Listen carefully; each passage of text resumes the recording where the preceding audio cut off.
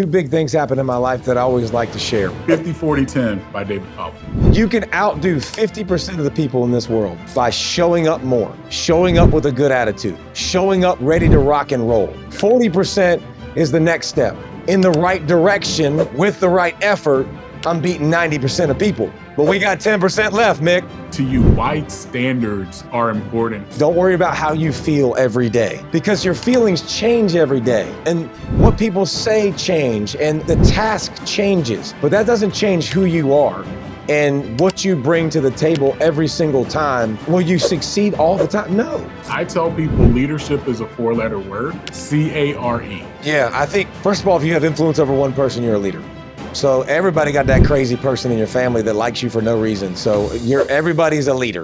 Dude, I've failed all along the way. I mean, I have failed so much more than I have succeeded. And I like to share those because those are real. The 3 H's is hard, it's hot, and it hurts. Welcome to Mick Unplugged, where we ignite potential and fuel purpose. Get ready for raw insights, bold moves, and game-changing conversations. Ladies and gentlemen, welcome to another exciting episode of Mick Unplugged, and today we're about to get personal with a really good friend of mine. We're talking about a ton of accolades. SEC Player of the Year 2 times. We're not talking about one side of the ball. We're talking about Player of the Year 2 times. Defensive Player of the Year 1 time.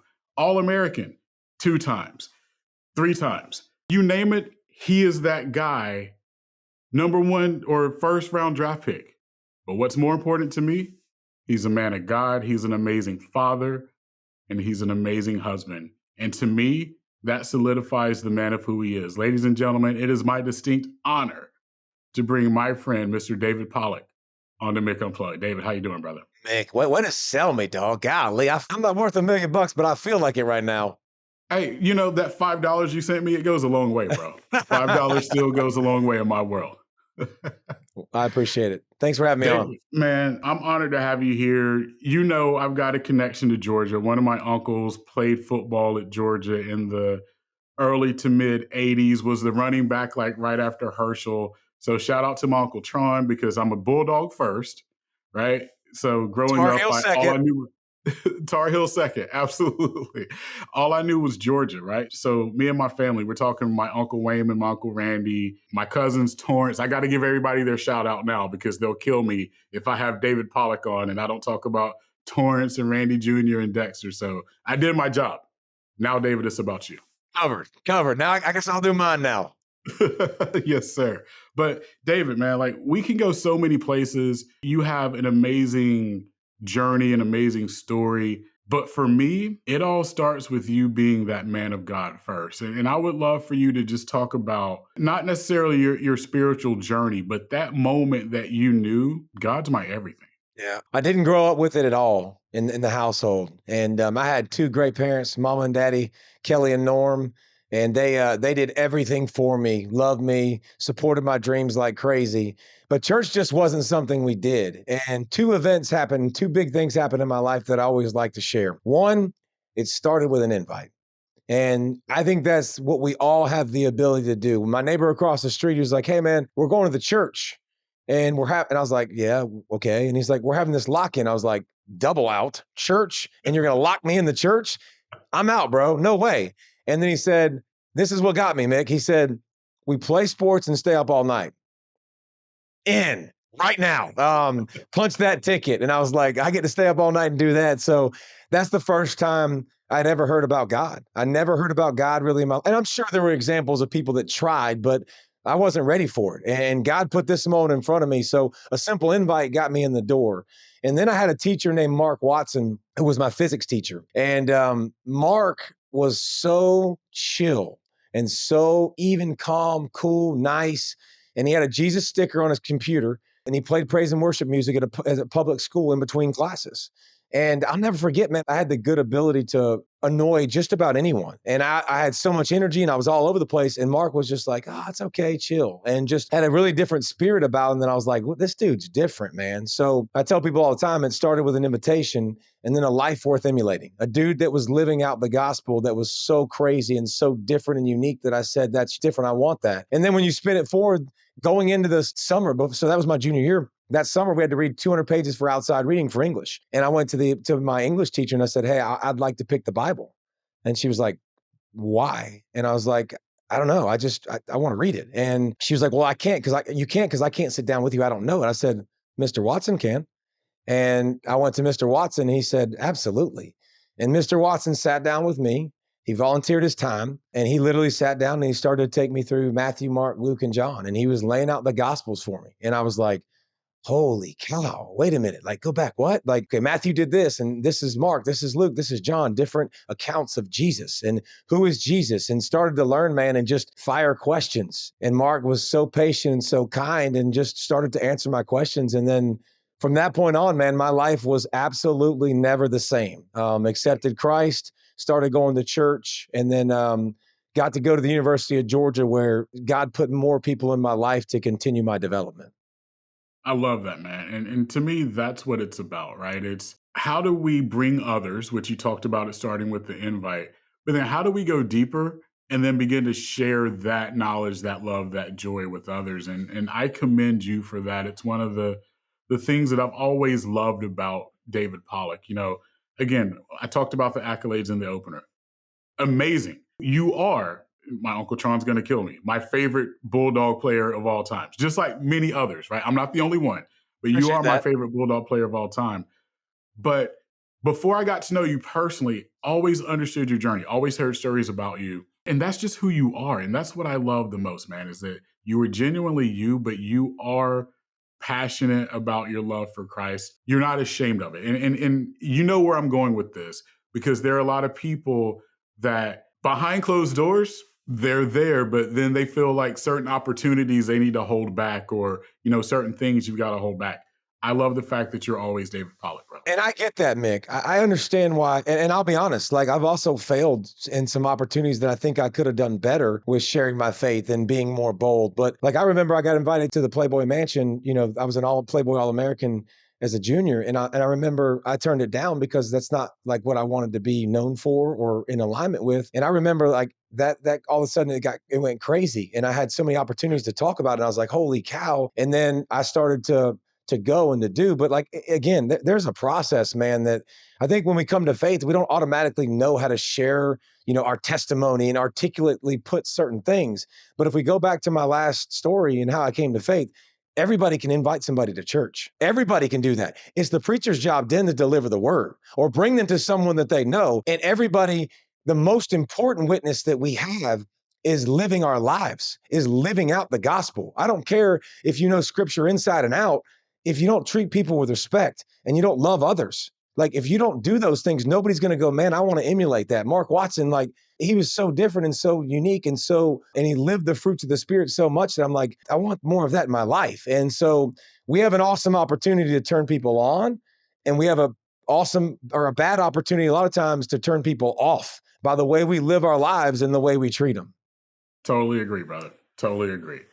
So let's go into some of these accolades, but not the accolades, but more of how you got there. Because these are the words of Mick and Mick only, and because we're not face to face, you can't like slap me or anything. You were not supposed to be there, bro. I'm just gonna be honest. Like you were not supposed to be there. It takes a lot of hard work, a lot of consistency, because I tell people this all the time, especially in the business world. Talent's great, right? But it's gonna get you so far. And, you know, people always say hard work outworks talent when talent doesn't show up. And I always say, that's great. But when talent does show up and it's mixed with hard work, you have David Pollack. And to me, that's what it's about, right? Like you've got the talent and the hard work. And when you and I were face to face, we got to meet, you talked to me about this 50-40-10. And I'm not going to lie to you. I don't think I've slept since, because I've been so invigorated by that. And I know that is your message. And so I'm trying to like contain myself. I've been waiting for this moment to share the world the 50-40-10, because I think that makes you who you are. And I know that there are other people that are like you, again, whether it's sports, whether it's business, whether it's entrepreneurship, that have that same thing, and you've given it a label, and I love it. So 50-40-10 by David Pollack. If you're going to be great and you have big dreams and big goals, it's going to come with sacrifice. And like I had a mindset. Now, listen, I don't know. God gave me this. Like God gave me physicality and a mindset and a work ethic. Like that was God given. And then I slowly started to learn to hone it. And I'll never forget when I was in 8th grade watching the World Cup. And it's the one with Brandi Chastain, the famous one when they won gold. And I'll never forget the semifinal game. They're talking on the broadcast, and they said the girls stopped drinking carbonation because it hurts their conditioning. I'm in 8th grade, Mick. I'm 14 years old. It's the last time I've ever touched a carbonated beverage in my life because I was like, dude, if I want to get here, like I got to give that up. And so I started to learn at a young age, like I got to do things that are different. I got to outwork people. And I do it with my daughter, and I love it because me and my daughter have this little thing where she loves to work and she's starting to really embrace it. And I always say, baby girl, I said, we're working the dark. We're working the dark. Like we're working the dark. Don't worry about anything else. It will come to light. Like, but you just keep working the dark. And it's kind of our own, little thing that we've been able to do. But 50-40-10, you can outdo 50% of the people in this world by showing up more, showing up with a good attitude, showing up ready to rock and roll. Like every time you're there, be where your feet are. There is no elevators to the penthouse, bro. We taking the steps. We are taking the steps. We are going to be here and we are going to do it every single day. I don't care about your feelings. I care about where you are. Okay, so there is a standard that we meet. It's standard over feelings. Like you're going to be here. This is who you are. This is what you are. And I compare that with football. Like when I walk in, like at practice, I'm not always going to be 100%. But there's also times that I stepped in Sanford Stadium, where I was 70%. But that's where I'm at. So I got to find it. And I got to give what I got. And so I had to learn that on the practice field by showing up continuously. 40% is the next step.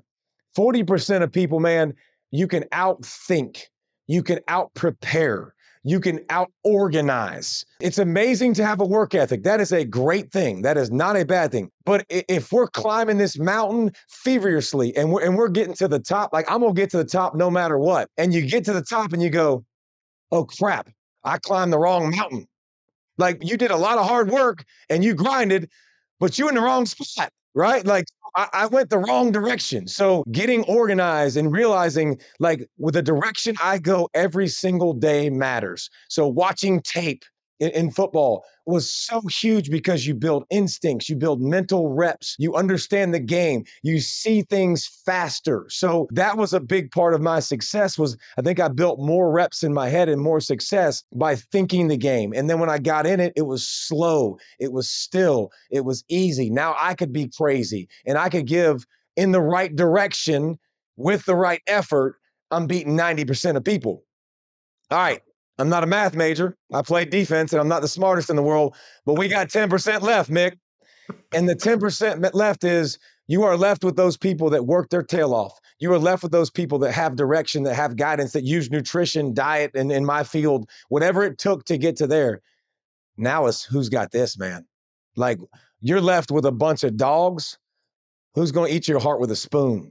Like who's going to who's going to give in? Who's going to keep fighting? Like it's going to suck. You're going to lose a lot of battles, but you better get your butt back up and you better get ready to roll because there's another one coming and another one coming. So that's how I define 50-40-10. Man, so you can't see it, but just like when I was at your house, I have chills, bro. Like the leader in me connects with that so well on a business level and an entrepreneur level, because that is it. You're going to outwork 50% of the people, right? You can outthink, you can outprepare, you can outorganize 40% of the people. It's that last 10 to me that separates who really is committed to it, who can I depend on and who can I count on, but more importantly, how can I deliver when no one else does? And bro, so the business side of me, that night when I got home, man, if you could see my wall, it is nothing but I have 50-40-10 everywhere and I circle 10. And when I wake up, this is no lie. When I wake up, I circle the 10 and I say, what's the dog gonna do today? What's the dog gonna do that no one else is committed? I can Bro, influence the great Mick. That's great. Thank you, brother. Bro, I love that, man. Like, and I know that there's a big story behind that. There's a big message behind that. And I don't want to tease the world with that yet today, but when David starts going in on that, you're gonna feel just like I feel. I'm sure there are listeners and viewers right now that just got cold chills too, because that is literally the most powerful concept I think that I've heard. And if you haven't started it yet, that there's a book about 50-40-10, brother.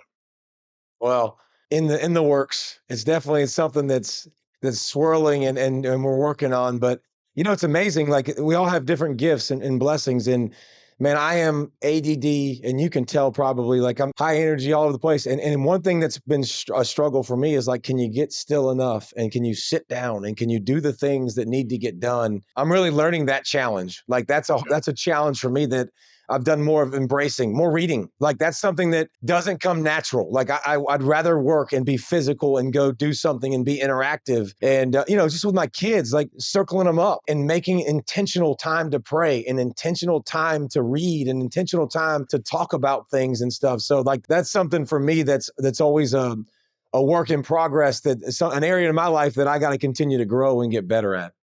I love it, man. I love it. And I know you're going to do it because of who you are. I want to tackle, no pun intended, one of the things that you said, standards over feelings. I'm a big believer in standards, right? Like, I personally am not into goals as much as I am standards, because to me, you can't set a goal until you have a standard, right?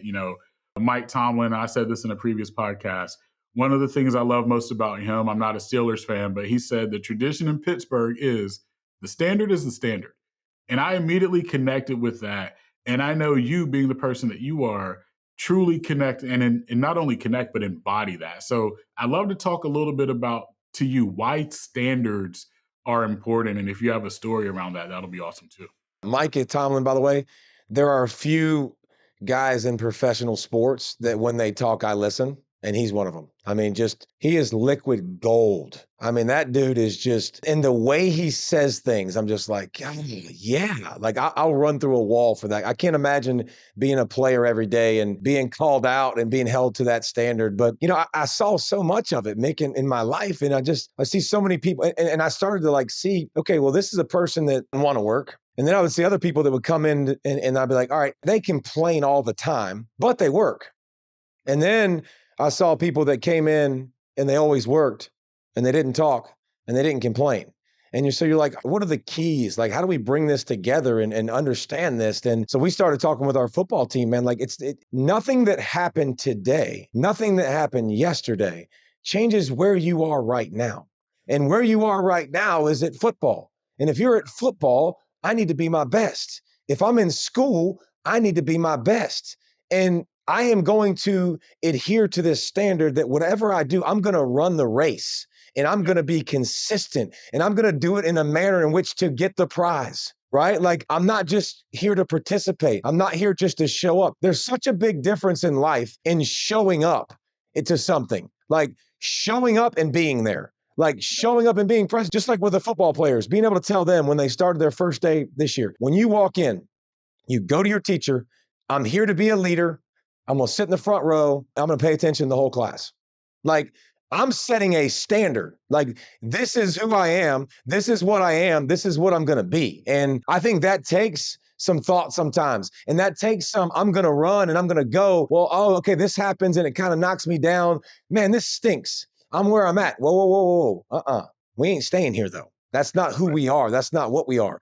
When we show up with excellence. When we show up, we're going to punch that clock and we're going to make sure we fit the standard. So, don't worry about how you feel every day because your feelings change every day and what people say change and the task changes, but that doesn't change who you are and what you bring to the table every single time. Will you succeed all the time? No. But I know you're going to bring your best effort. I know you're going to compete. I know you're going to fight. And I know it's going to be important to you because you have a standard that you're going to actually hold yourself to. Yes, sir. Yes, sir.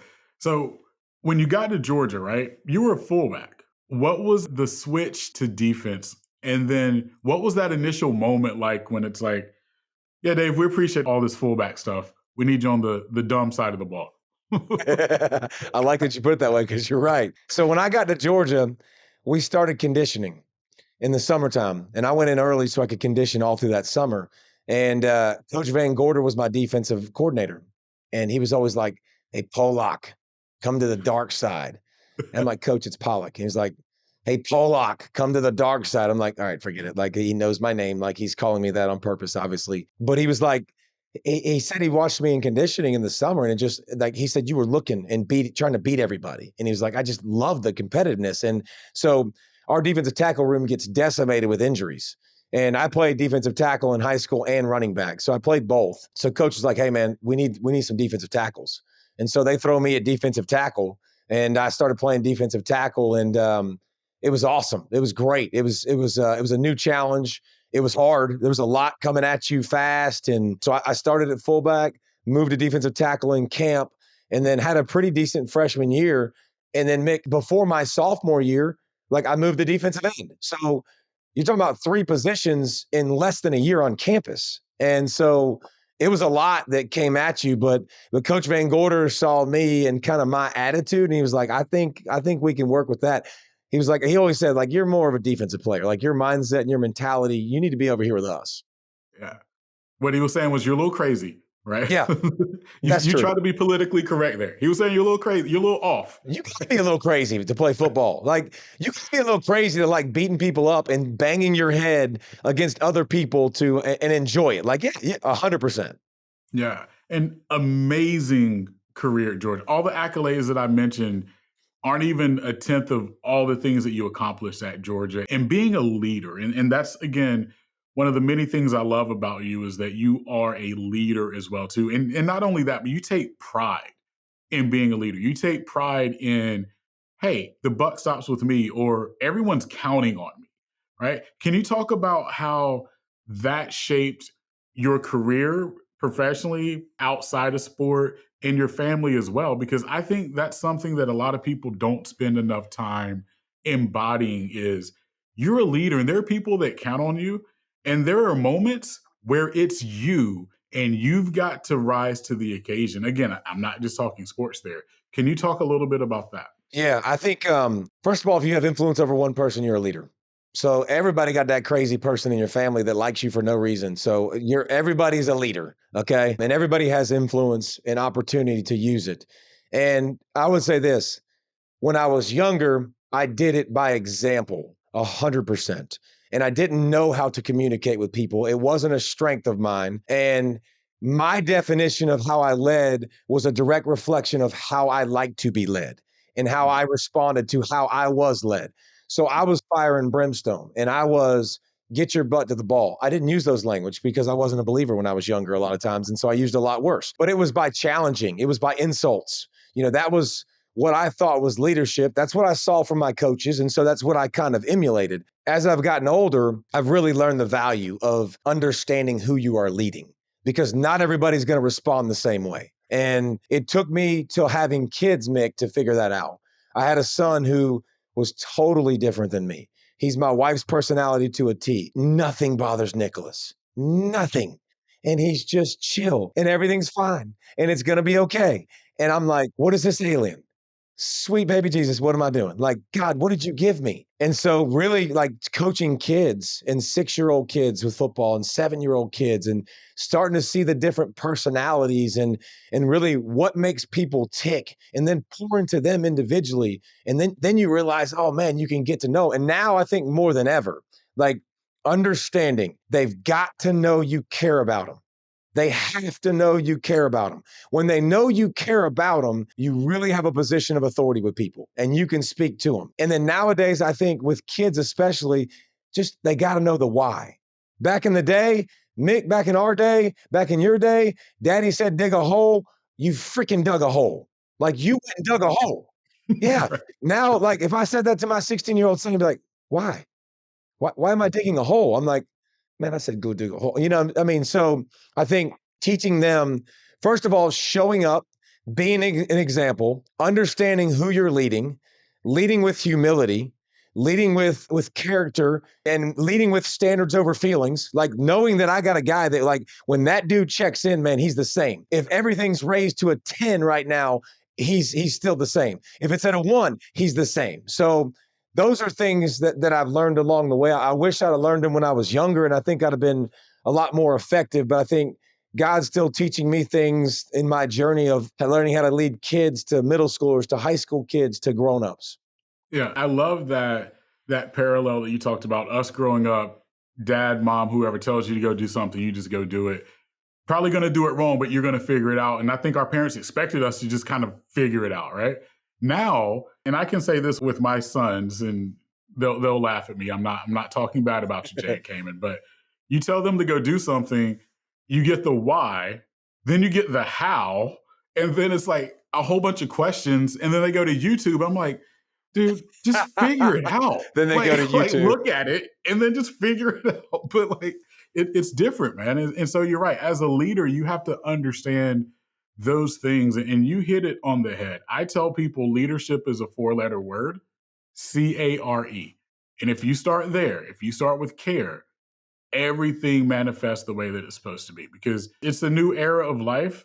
And Totally. To me, it's about humans showing humans that you care, and then everything else will follow. But if they don't believe in you, that you care for them, their best interest, and their journey, like nothing else will happen. Nope, they're not going to give you their best. No. David, I could talk to you forever. I feel like there's a lot that we haven't uncovered yet, and I don't want to hold your time because I know you are a very busy human being. But I do want to talk about another thing I admire about you is your ability to overcome, right? Because life is never easy. Life never goes the way that we plan it. We can plan out the most amazing tomorrow, and in about 10 minutes, we got to reshift, right? But you've had to do that with a few things, right? So we're talking about football career. We're talking about, how did you say it? What happened at ESPN? You were let go. Fired. Say that again? Fired. My mama, Nick knows this. My mama would be like, man, you were let go. And I was like, stop. She goes, stop telling people you were fired. I was like, Mama, they told me to go away and not come back. So you can spin it however you want, Mama. Like, fired, let go, whatever. They said, go away. We don't want you anymore. The paycheck stopped. Unfortunately, Mick, I got a lot of experience with that. And I think sometimes people, just like you introduced me with so many accolades and things that I've been successful at, dude, I've failed all along the way. I mean, I have failed so much more than I have succeeded. And I like to share those because those are real. And I think God has used every single one of them. Like, you don't have the success without the failure. And so for us, learning how to deal with failure, learning how to deal with adversity is huge. Kid, teenager, adult, senior citizen, like, we have to understand, if you're not in a storm, if you're not in adversity, it's coming. It's not if, it's when. And so, for me, I got it in high school. When I was a sophomore in high school, I didn't play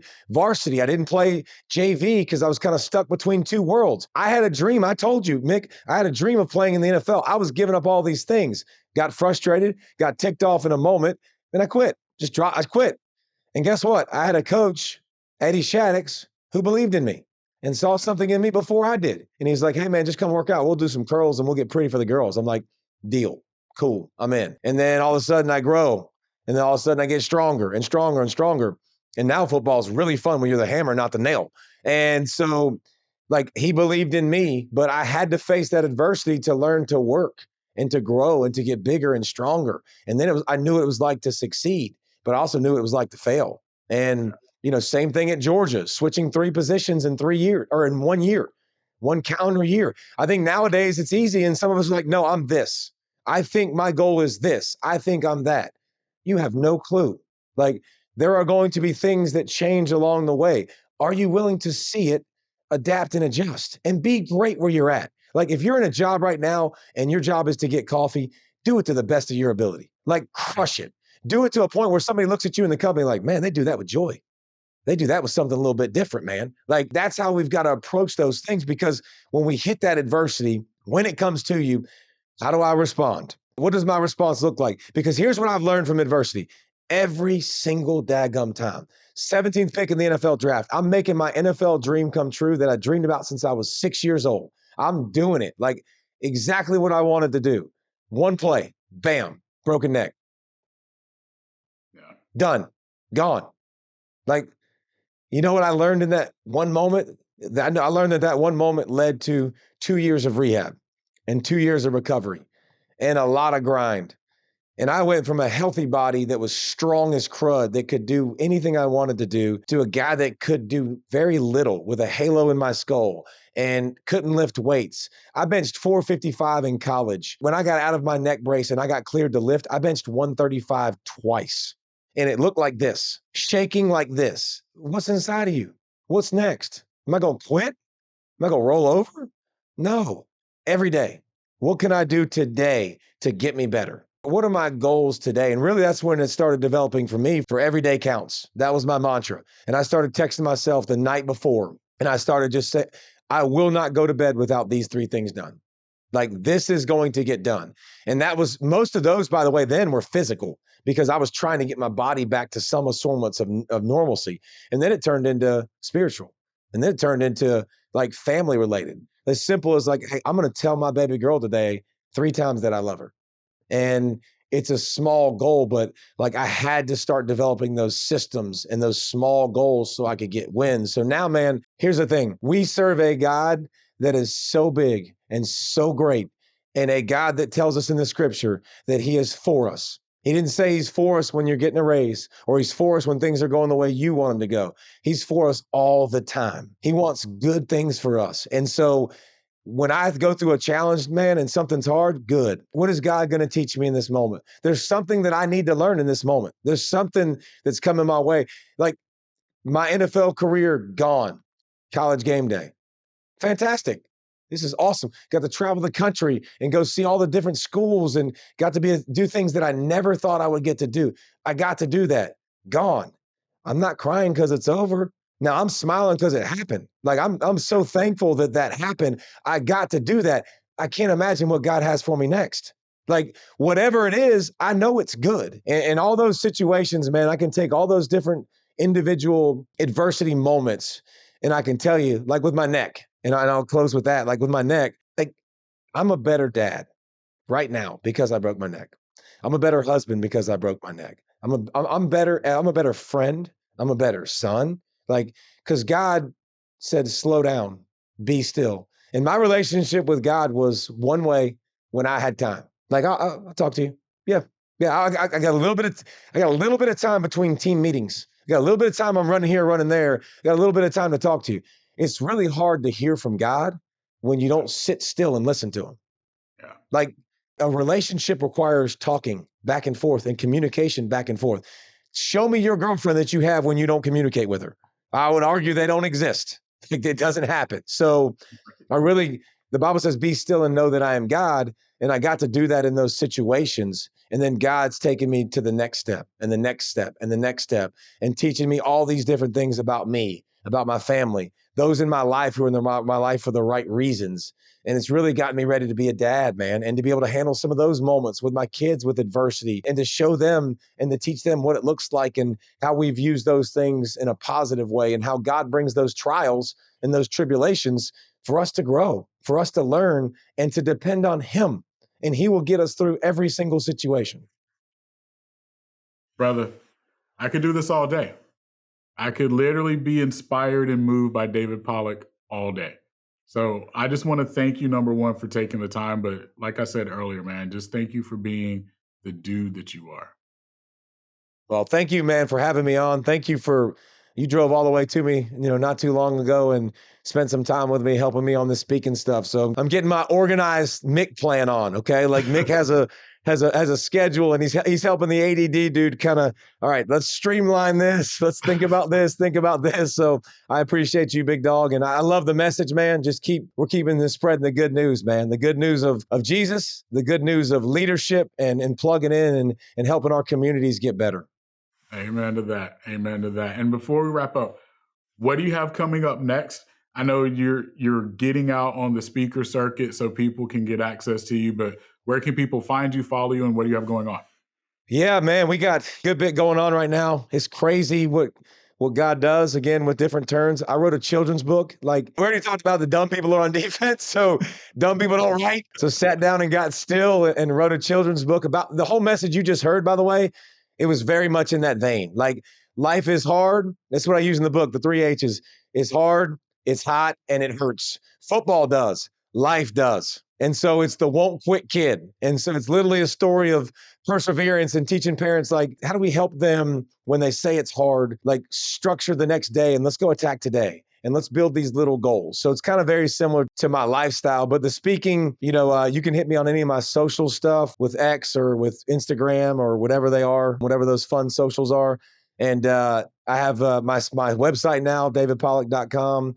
And the speaking is fun, Mick. I've talked to you about that, and I just love being able to share my message and my failures and adversity and successes and some of those ways to get in touch with people because I love being around them. So I think no matter what I do, whether it's coaching and commentating or whatever, speaking is something that will always be a big part of my life. You got it, man. I'll make sure we have links to all of that in the description and show notes. And for all the organizations, the nonprofits, your next speaker needs to be David Pollack. I put my stamp on that for sure. Like I said, I know a lot of you listening and watching have got chills through various moments of this conversation. That is how he leaves every audience, and he leaves you on fire with action plans. So he's not just going to talk to you about a story.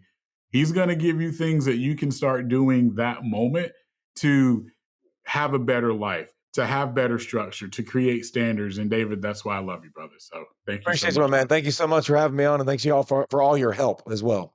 You got it. And for all the listeners and viewers, remember, your because is your superpower. Go unleash it. Thank you for tuning in to Mick Unplugged. Keep pushing your limits, embracing your purpose, and chasing greatness. Until next time, stay unstoppable.